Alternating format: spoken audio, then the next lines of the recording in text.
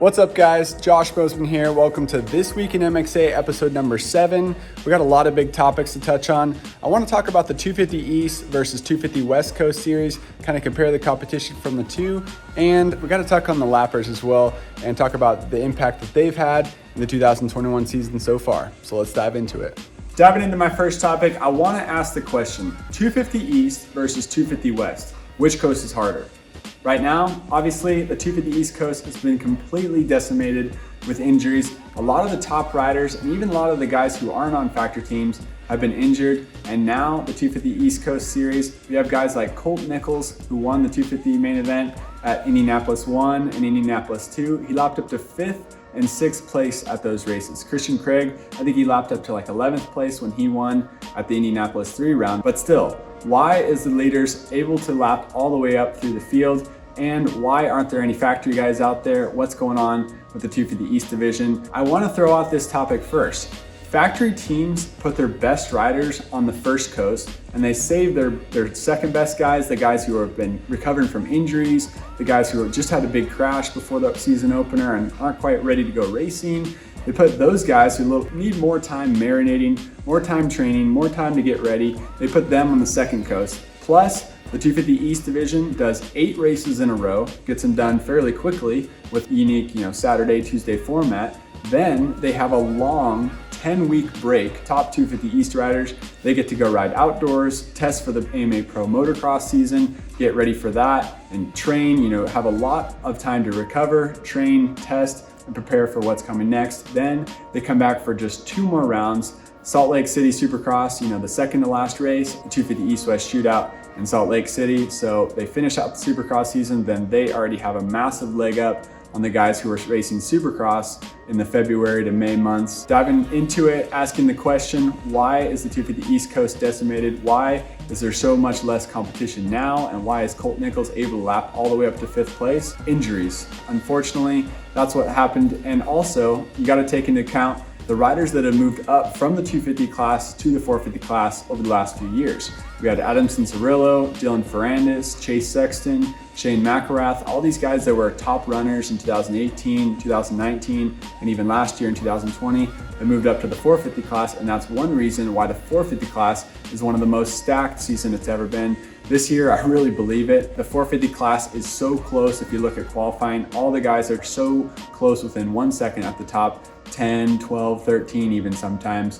Where in the 250 class, it's a big gap from the factory guys to the not factory guys. Austin Forkner was injured at round 2. RJ Hampshire was also injured at round 2. Max Voland, he was injured at the Indianapolis number 1 Supercross. My little brother, Michael Mosiman, was injured at Indianapolis number 3. He broke his hand. He's going to be out for a little bit. Now in the 250 class, and even Jet Lawrence, he missed the race. He's banged up and he's riding through injuries. So we really have Nichols, Christian Craig, Star Racing Yamaha guys. We have Jet Lawrence, Factory Honda. We have Joe Shimoda. After that, everybody else is a privateer rider. And those guys have great opportunities to get a lot more TV time now and really earn a lot of points in the 250 East Coast division. To further make my point, there's a lot of teams and top-level privateer riders that have had no benefit of riding the first 250 division. They're typically teams that ride 250 West, like JMC Husqvarna. They typically ride and they start off their season in January.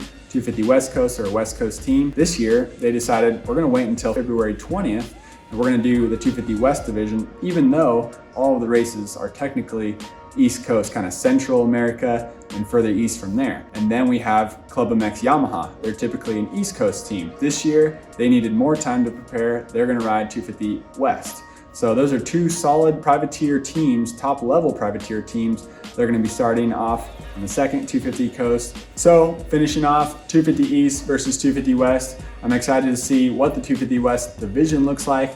I'm excited to see some more battles, hopefully a lot less injuries. We still have one more 250 East division. They're gonna race at the Orlando 1 Supercross this Saturday coming up. After this weekend, the 250 East riders will have a long 10-week break, and the 250 West division will jump in.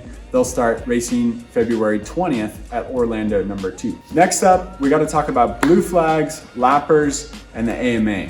What is the AMA gonna do about the Vince Friese versus Justin Barcia incident where Justin Barcia actually went down at the end of the 450 main event at Indianapolis number 3 because Vince Friese jumped in front of him. Vince was hitting his normal line. It's not that he went out of his way to hurt Justin Barcia. He was hitting the normal race line, inside to outside off the double. Justin Barcia railed around the outside, trying to pass Vince Friese. I'm guessing he thought that Vince would move over for him.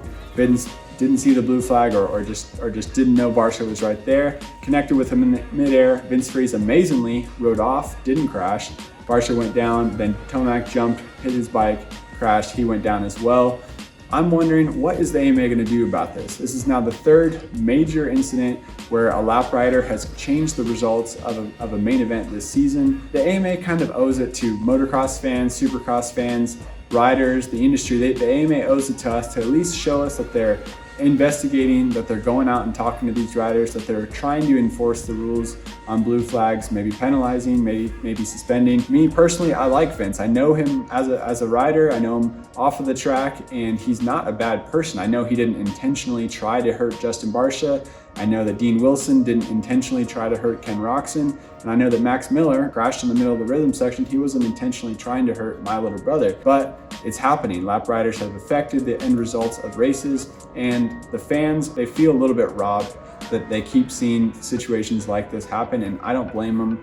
I hope to see the AMA at least address the issue, give us an answer on how they're going to move forward with this. To continue on Supercross, last week, our This Week in MXA video said that Ken Roczen was the man to beat. Well, he backed it up, making it a three-peat, 3 wins in a row in Indianapolis. And this is the kind of thing that we thought of when the Supercross introduced the 3-race schedule at one venue, racing on Saturday, Tuesday, and Saturday. We always talked about it. If a rider can do well, if a rider can kind of get on a streak and bang out 3 races in a row and get 3 wins, it results in a major points jump in the championship, and it can be really good. So Ken Roczen obviously did well at the Indianapolis track. He did well with the rutted conditions and the technical layouts that they provided there. He was able to extend his lead to a 16-point lead over Cooper Webb, continue with the red plate heading into Orlando, Florida this weekend. Next up, I want to talk about the 250 main event. Colt Nichols got a 2nd place start, passed into the lead right away, and then had a major crash at the beginning